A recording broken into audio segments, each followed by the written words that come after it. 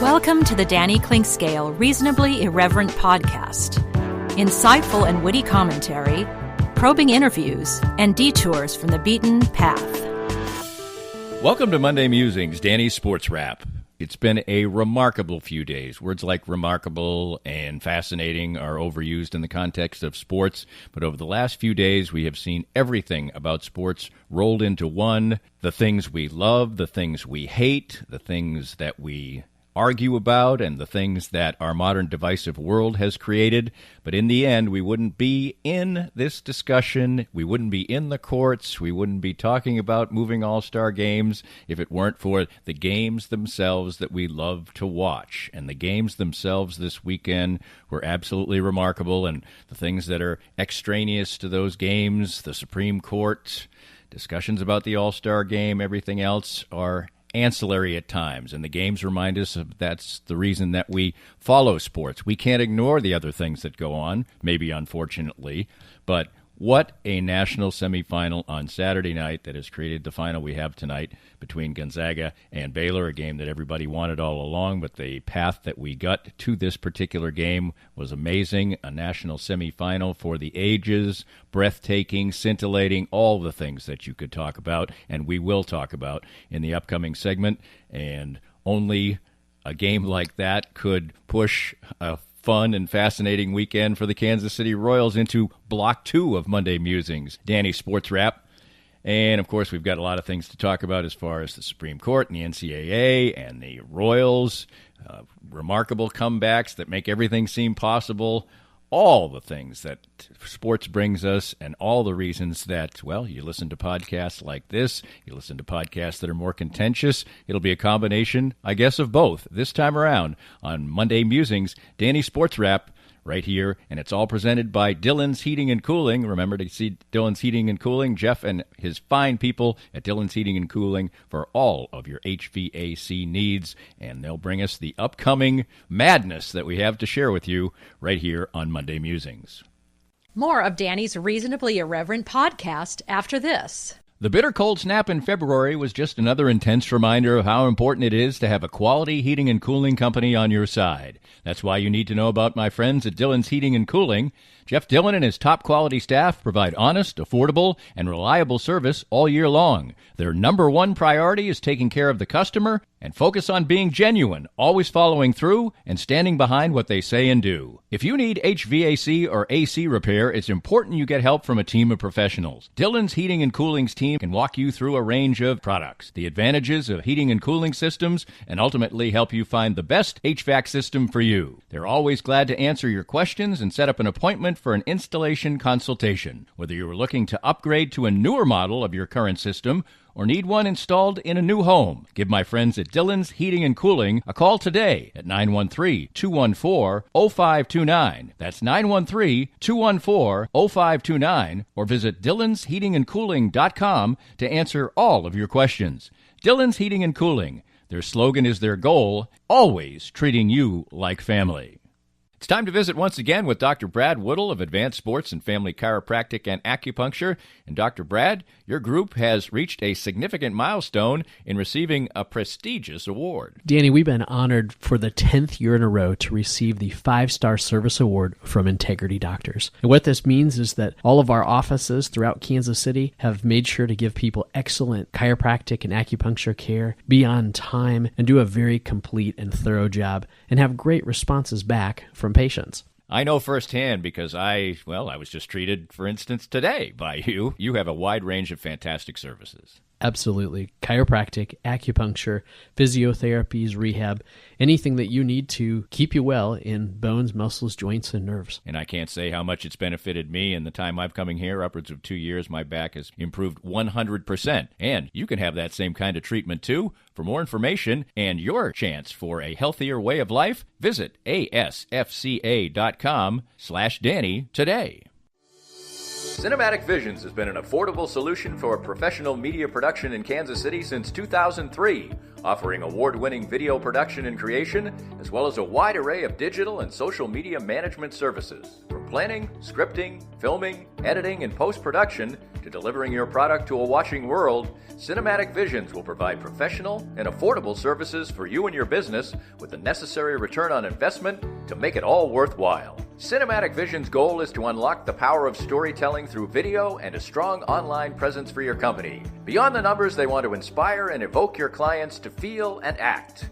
Let my friends at Cinematic Visions embed your brand where it belongs, in your customers' minds. You can find them online at cinematicvisions.com or with a quick phone call at 816-600-6300. I'm here with David Schmidt from Private Capital. And David, tell us more about your outstanding firm. Thanks, Danny. Here at Private Capital, we focus on return on asset. In today's world, it is survival of the fittest. We look at things from all angles and try to figure out what works best for you. The changes we will see this next year on assets will be monumental. The key to success is knowledge. Know where you want to go, and we'll be here along the way. To find out more, give us a call at 816-221-7775. David Schmidt from Private Capital with the best service for you. If you'd like to join these and other great sponsors and market your business to a growing and engaged audience, contact us at danny@dannyclinkscale.com. Look forward to hearing from you. Welcome back to Monday Musings. It's brought to you by Dillon's Heating and Cooling. And, well, there was almost too much going on in the world of sports over the last few days. Didn't even mention in the open, of course, Bill Self signing a lifetime contract. That kind of fits in with part of the narrative we're talking about. But why don't we just start off by talking about an unbelievable basketball game that had people tweeting and yelling and writing and pontificating and just enjoying. 2+ hours, 2.5 hours of absolute incredible basketball. Baylor had their game just obliterating Houston, 25-point lead at the half, so that game had no intrigue whatsoever. And going into the game, the nightcap, you kind of thought that maybe we were going to have a dud of a national semifinals. There was Gonzaga, a 14.5-point favorite. UCLA had done some nice things, but we're talking about a team that basically entered the tournament with probably almost zero expectations, which seems remarkable when you watch them play last night and see the talent out on the floor. But they lost their last 4 regular season games. They were one of the, if not the last team into the tournament. They were getting actually mopped off the floor by Michigan State much of the play-in game before they rallied and won that game in overtime, and subsequently have upped their game and looked like the team that they probably should be as they moved all the way to the national semifinal. But playing Gonzaga as a 14.5-point favorite was another kettle of fish. And then when they came out and played a magnificent first half, absolutely magnificent, shot the ball well, defended, created some problems for Gonzaga, had a little bit of foul trouble, but they played just absolutely great. And they were still losing by a point at the half. So you're thinking to yourself, well, that was nice. They gave us a game. Maybe we'll have some good competition in the second half. But it all seems poised for Gonzaga to have fended off the best that UCLA could provide. But the game would end up unfolding differently. Gonzaga never did pull away. They never led by more than 7 points and actually trailed by a couple of points with less than 3 minutes left in regulation. In fact, the Zags' quest for their first national title likely would have come to an end maybe in the last second if Drew Timme had been called for a block instead of a charge, or he had opted not to try and take a charge on a drive to the basket, which could have resulted in the game-winning hoop for UCLA in regulation. It was a charge. He did a fantastic job on it. They did get to overtime, and then, of course, we saw a magnificent overtime, absolutely magnificent. Players making big plays. Again, Gonzaga looking like they were going to pull away and win this game, but UCLA fighting and scratching and crawling and doing everything that you can possibly imagine. Guys who aren't supposed to be great scorers making big shots. Tremendous play by their point guard.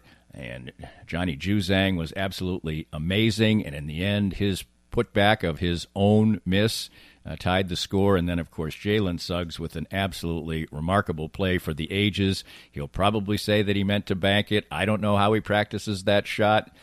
When you're taking a running shot from 30 feet as a regular jump shot, you're probably not trying to bank it. But when you have it on target, if it's a little bit strong, it can go in, and it went in clean as a whistle, absolutely before the buzzer, set off a monumental celebration. What would have happened in double overtime?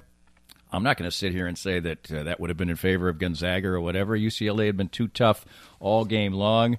Their point guard, Tiger Campbell, was really great down the stretch, and basically everybody who was out on the court, most of the starters played most of the minutes for these two teams, and there were unbelievable performances up and down. You're talking about UCLA shooting 57% in this game. You're talking about Gonzaga bettering them with 59% shooting. About the only thing these two teams didn't do particularly well in the game was shoot free throws. UCLA made 2/3 of theirs. Gonzaga made only 60% of theirs, but besides that, there was just brilliance all over the court. Ayayi of Gonzaga really carried the mail for Gonzaga in the first half, ended up with 22 points. Drew Timme had 25 points in the game.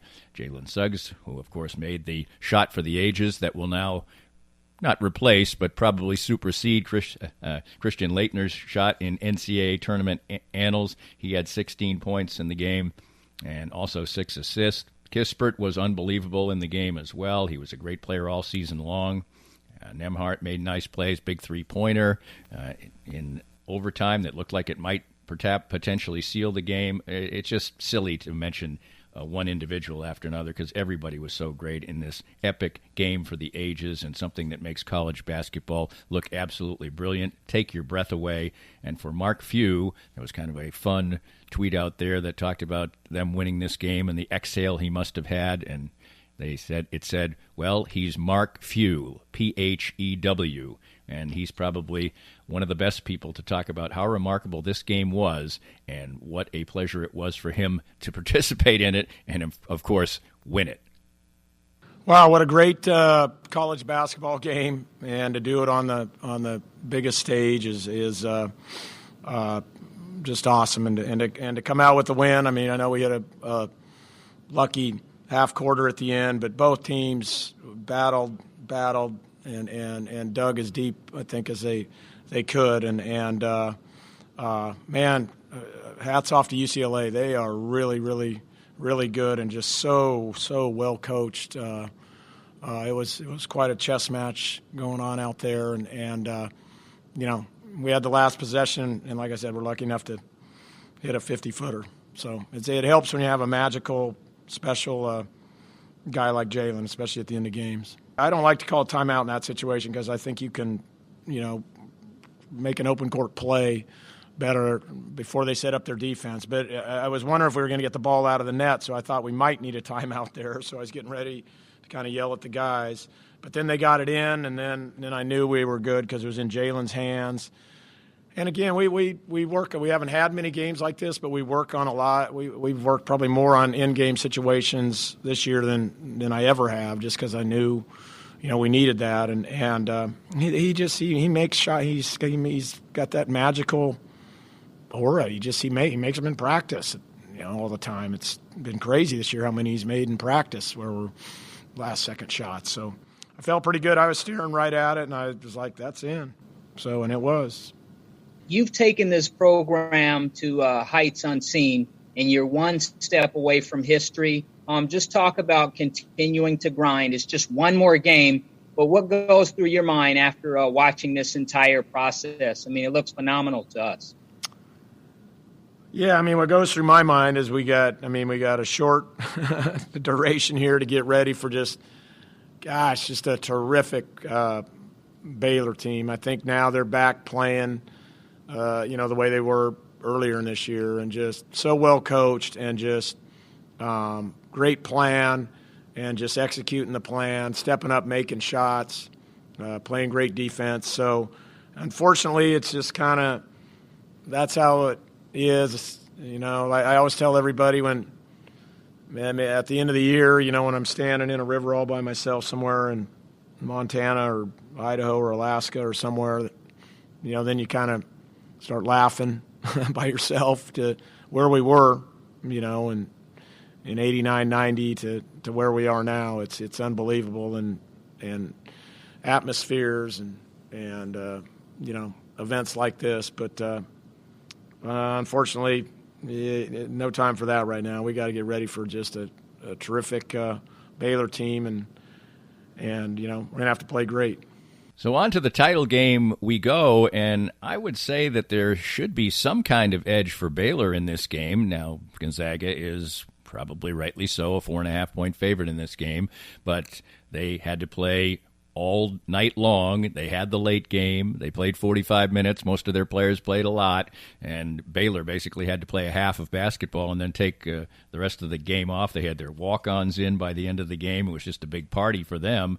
So you would think that would be a little bit of an edge. I remember way back in 1991, Kansas made the national championship game, and it seemed like it was sort of house money for Kansas at that point in time. They had beaten North Carolina in the national semifinal. They saw Duke produced the stunning upset of the, coincidentally, previously undefeated University of Nevada at Las Vegas, and Duke. And I remember going to that game as a Kansas fan saying, well, this is all nice and everything, but I'm not going to be that upset if we lose because Kansas has been such a great story this year. It's unexpected that they're there and so on and so forth. But then Duke came out and they had nothing. I mean, they had no gas whatsoever, and the game was there to be taken for Kansas, and they just weren't good enough to do it. I'm not saying that Gonzaga is going to be that team, but I think there is some possibility that Baylor should have much better legs in this game, and we'll see if Gonzaga 48 hours later can produce the kind of performance that they have all year long, and an unbelievable performance they had to have, or they would not be in the national championship game.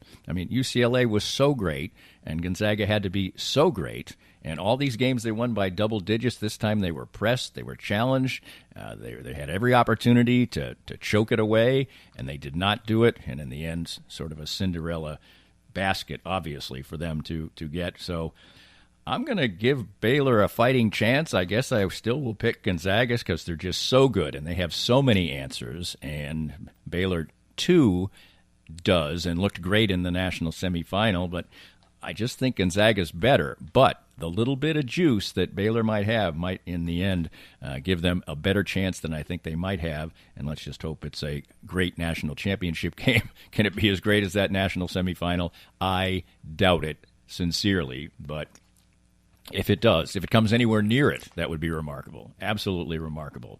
Now, all of this comes in the context of what we have in the world of sports these days. We never seem to be able to completely just immerse ourselves in the competition.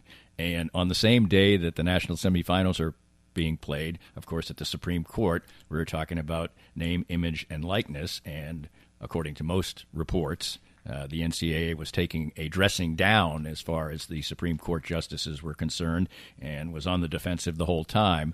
And that particular topic of name, image, and license probably deserves like 5 podcasts of its own. But I'll just say this from my standpoint. I got into a long text conversation with a really good friend of mine, and he's in favor of the athletes getting paid in name, image, and likeness as well. And you know what? I can't say that I'm not either. But we're talking about a different context here, where what these athletes, student athletes at the highest level, get is so remarkably rich these days that scholarship is worth so much. They do get a stipend, and it's not a tiny stipend.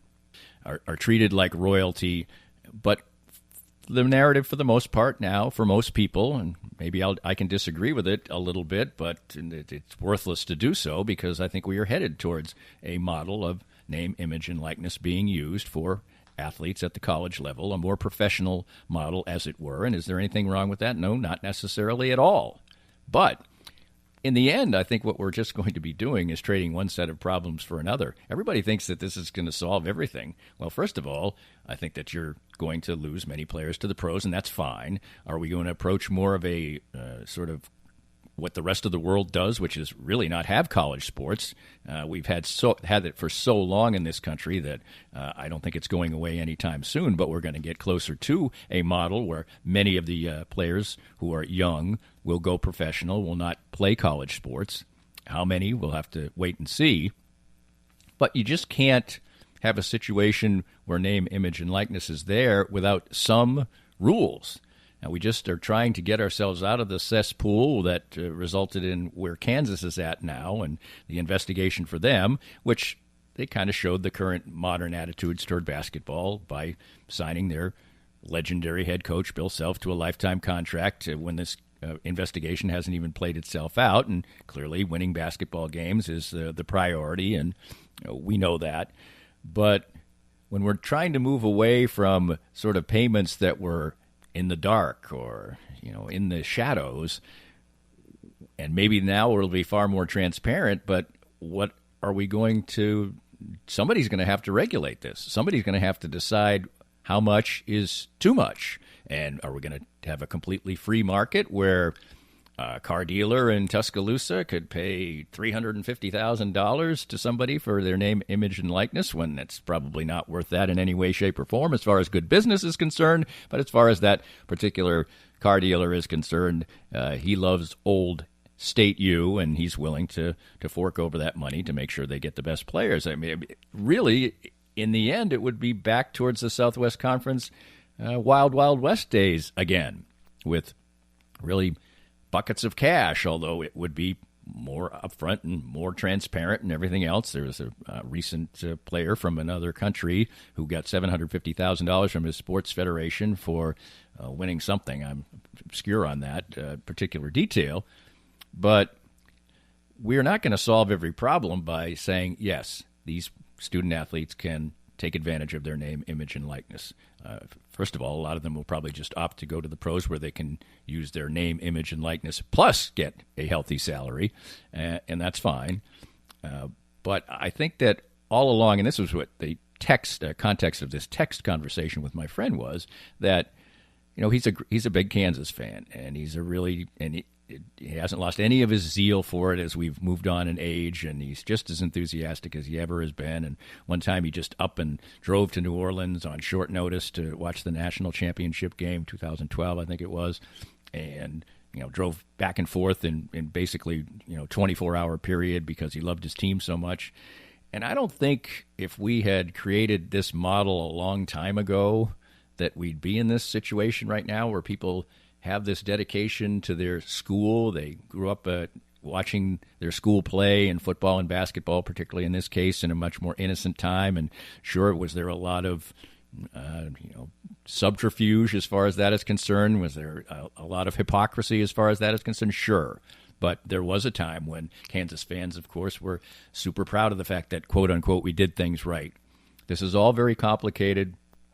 And it's not going to get any less complicated just because the Supreme Court is going to strip away some powers from the NCAA, which just about everybody seems to be all giddy about at this point in time. But that being said, the context is different, but it doesn't take away from the fact that our enthusiasm for these things is shown in that basketball game, that national semifinal on Saturday night.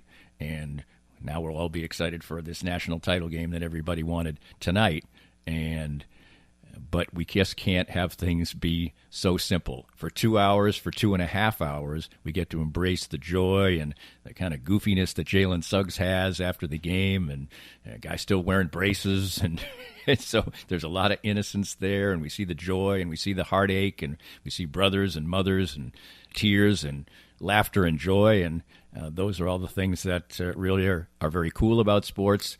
And then, of course, we have to discuss the other things. But I think that for people to think that we're headed for a more simplified time of college athletics, I think that they're really on a fool's errand in that particular regard. But for this evening, we'll get to settle down and watch what we hope is another great basketball game after a remarkable Saturday night of basketball over in Indianapolis. And this tournament has ended up being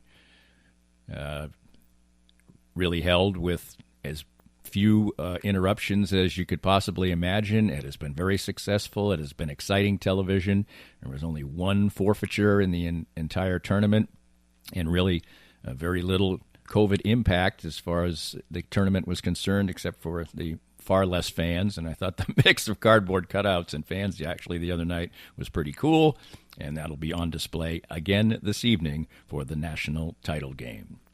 As I said, only a game that remarkable and some storylines that remarkable could push the fun weekend for the Kansas City Royals to after this break. And we'll talk about all things being possible, it seems, now for the Kansas City Royals after some real fun at the K. The weather was great, and the sunshine was out, and the feeling of summer, it was there, and spring baseball now, the thoughts of summer baseball ahead, the Royals scoring a bunch of runs, all on display, and we'll talk about it coming up next on Monday Musings, Danny Sports Wrap, right here on the Reasonably Irreverent podcast. And Monday Musings, Danny Sports Wrap, is, of course, sponsored by Dillon's Heating and Cooling. More of Danny's Reasonably Irreverent podcast after this. I'm here with Joe Spiker, owner of Easton Roofing, and boy, we had to negotiate a million things in 2020, but Easton Roofing navigated them all. As 2021 rolls out, what should we expect this coming storm season? Well, Danny, it'll be the same thing as it is every year. The storms come, and you've got the guys out knocking on doors offering quote-unquote free inspections. Be wary as a homeowner. If somebody's knocking on your door, they probably need the work, and if they need the work that bad, they may be willing to do something untoward to get it. So if somebody knocks on your door, says they want to give you a free inspection, just tell them have a great day and give us a call. We'll come out for free and give you a good, honest opinion as to whether or not you need to do anything at all with your roof. And what's the best way to get in touch with Easton Roofing? You can always find us online at eastonroofing.com or give us a call at 913-257-5426. Easton Roofing, integrity matters. Right now, it's more important than ever to support local businesses, and 23rd Street Brewery in Lawrence is open and ready to take care of you. Make 23rd Street Brewery part of your KU game day experience, whether you watch the game there or grab curbside pickup for your tailgates or watch parties. But not just game days, 23rd Street Brewery is great any day of the week, and when the weather's nice, you can take advantage of their heaters on the patio. 23rd Street Brewery is open daily from 11:30 to 9 for dine-in, carry-out, curbside pickup, and can even help with your catering needs. So support local and visit a Lawrence favorite, 23rd Street Brewery.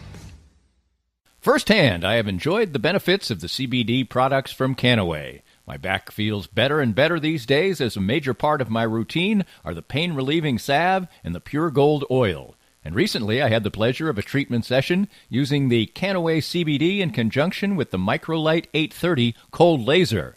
The non-invasive treatment session worked wonders, and I could barely tell I was even being touched. TML 830 is the first 3B cold laser to get FDA approval, and in addition, the combination treatment with CBD is patent pending. The new smart laser is the only hands-free cold laser in the world and is used by athletic trainers, chiropractors, MDs, physical therapists, and veterinarians everywhere. You can learn more about all the great benefits from the complete line of Canaway CBD products by contacting my friend Sherry McCants at 515-208-6312. That's 515-208-6312 to get outstanding information about Canaway. I'm here with Tim Emerson, the owner of Emerson & Company. And Tim, give us an idea of the range of services that you provide from Emerson & Company. At Emerson & Company, we do credit card processing, payroll services. We do bookkeeping, merchant accounts like point-of-sale systems. What would you say differentiates you from other companies in the field, and what makes you special? I think what makes us unique is that we're a small local business making regional decisions on companies. We create a profile for the business and then put it out to our different vendors in a very competitive environment and tailor those needs to the specific business, which usually ends up in a great fit or great result for the company. And, of course, the idea is to save money, right? Save money, and actually sometimes I'm surprised where actually a solution that may cost a little bit more ultimately does save money, but we're not conditioned to think like that sometimes. Emerson & Company. Check them out at emerson-co.com or call them at 816-360-9092. If you'd like to join these and other great sponsors and market your business to a growing and engaged audience, contact us at danny@dannyclinkscale.com. Look forward to hearing from you. Let's talk a little baseball on this Monday, and it was a really good weekend for the Kansas City Royals. They take 2 out of 3. They won the first 2 in extremely exciting fashion. But yesterday, they finally found a mountain that was too high to climb. On Thursday, they came out and got behind 5-0 and ended up winning that game going away. On Saturday, they got behind 4-0 and won that game going away, and Yesterday, they got behind 6-0, and while they would end up scoring 3, they never really made it a game, as the Rangers were able to take the game easily and salvage one game out of what was going to be a very disappointing series for them. The Royals showed great resiliency, and when your starting pitching is sitting around with an ERA of 12.6 after 3 games and you're 2-1, that's pretty good business as they hit the road to take on the Cleveland Indians tonight in their first road trip of the year. The Royals had some nice offensive performances over the weekend, and guys that you wanted to get off to a good start. You know what you're going to get out of Whit Merrifield, and you hope that you're going to get a little bit more than they have so far against Andrew Benintendi. But Carlos Santana is doing his thing. He's walking. He's getting on base. Sal Perez hit a home run on Sunday. He's been also getting on base well. Tyler Isbell had an 0 for 4 on Sunday, but he's been hitting.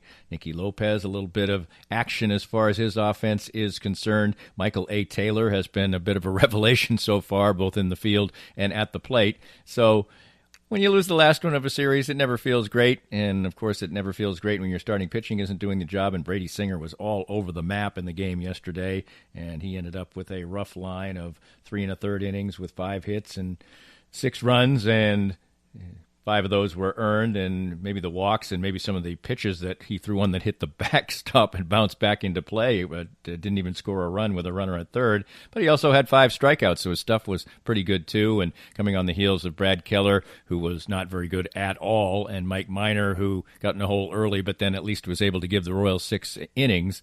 The Royals obviously had better starting pitching. You can't go out there and expect to come back every single night from 4 and 5 runs down, and the Royals finally couldn't do it on Sunday.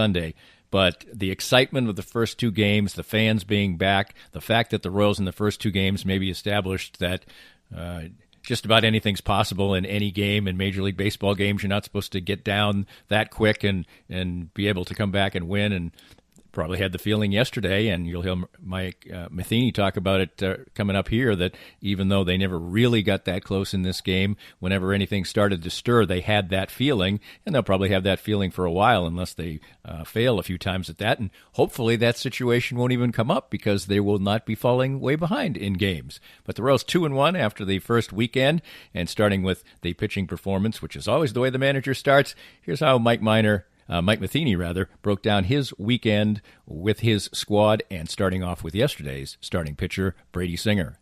Well, obviously not what he was looking for.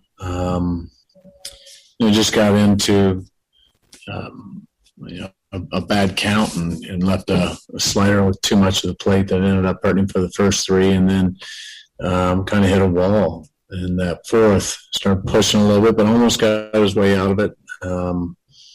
But I was just, we know we're going to need our starters to go deeper. We know that we can't keep expecting the offense to fight back every night. It just takes too much out of them. You can feel that it's already taking a toll. It takes a lot.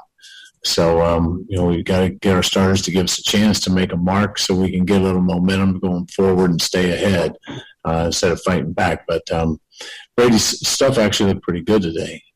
But a couple of pitches I know he'd like to have back for sure. He's in the 4th inning. I mean, we got a right-handed batter in the box, and we got somebody ready for the next lefty. We want to get a ground ball. He got a ground ball, just got through. So not like we're stretching him. It was pitch count, whatever. Had a couple that got away, sailed high, and pushed. But besides that, we know he's one pitch away getting out of that. We don't have an endless supply of pitching either. We got to try and get what we can so we aren't killing the other guys. 3rd game into the season, we got to have some innings eaten up. Curious what you thought of your bullpen this series. They've been high strikeout and been able to get out of jams. What have your impressions been from them?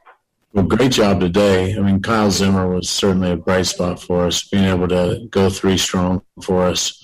I thought Brent's did a really nice job as well. And Wade's stuff, I know he gave up the 1, but still looks good. So all in all, I think the bullpen's done a terrific job. They've done a little bit of everything. We stretched a few guys, had guys come in and leverage and pitch out of trouble, and they're already starting to pick each other up. They're throwing the ball really well. And Mike, this is your first road trip during the regular season here. Anything going to be different for you all as far as protocols and things, or is it just kind of like last year? Is it going to be a little bit different? No, it's still the same, Todd. I think until vaccines and things get kind of a little more prevalent within our team, I know there's some protocols out there that'll be lifted at that point, but right now things are still the same. And I think guys understand that's kind of the norm and just have to be careful here for a while.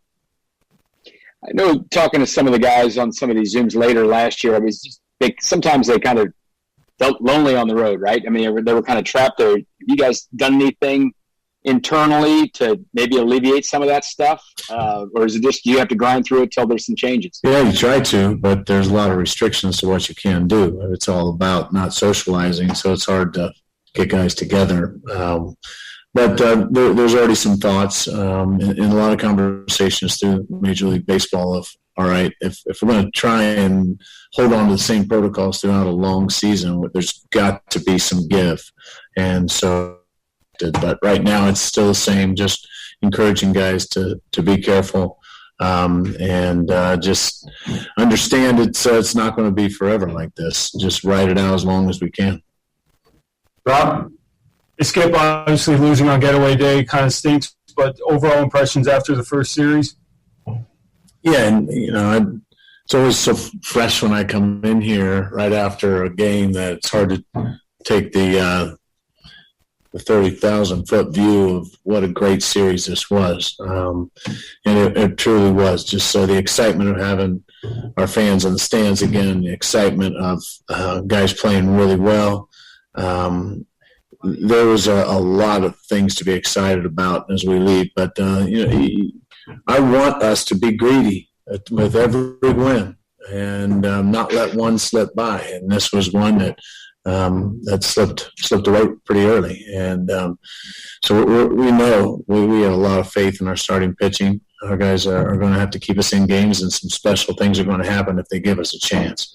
But that's just a next step for us, the next thing that we're going to need to do if we're going to be the kind of team that we want to be.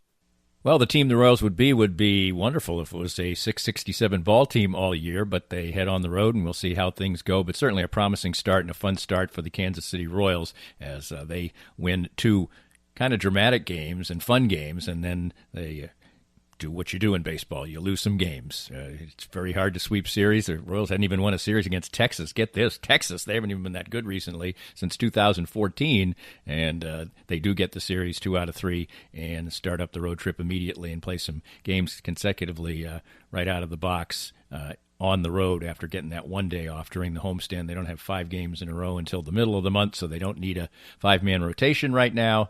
And the Royals put some smiles on baseball fans' faces over this crazy sports weekend. Now, some smiles probably not on some people's faces, depending on what side of the aisle you are, as it were, and the fact that the Major League Baseball game, Major League All-Star game has been moved from out of Atlanta, and no site determined, obviously, as of yet, as baseball reacts to the new voting laws that are passed in the state of Georgia.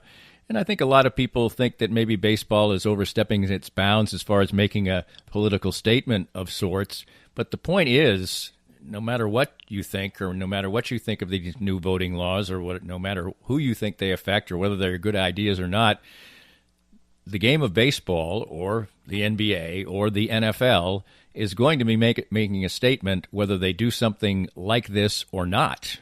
If they move the All-Star game, that's a political statement.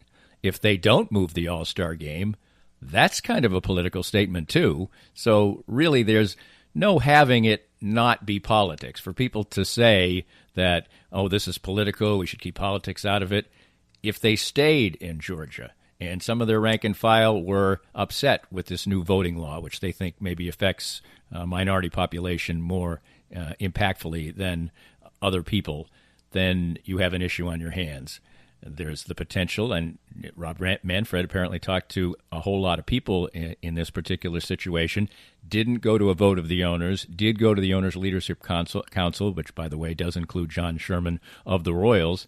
And I think there was some thought that maybe might be some player unrest if they left the All-Star game there. That's not exactly anything that they want, and where they end up putting it, we'll have to wait and see. And that will be perceived by many, and it will be a political statement, because they will be moving it out of one place, moving it to another, saying that's a better place to have it. Who knows what the voting laws will be in that particular state. But as I said, I just don't think you can really make a strong stand on either side on this, because if, as I said, baseball left the All-Star game in Georgia, that would be making a political statement. Now that they've moved it, that makes a political statement. You really can't stand on the fence here, and I think that that's something people probably have to remember. Let's wrap it up with a little bit of golf. It's Masters week, and of course this week you'll get all the things that you get with the Masters, both good and bad. It's many people's, perhaps most people's, favorite major.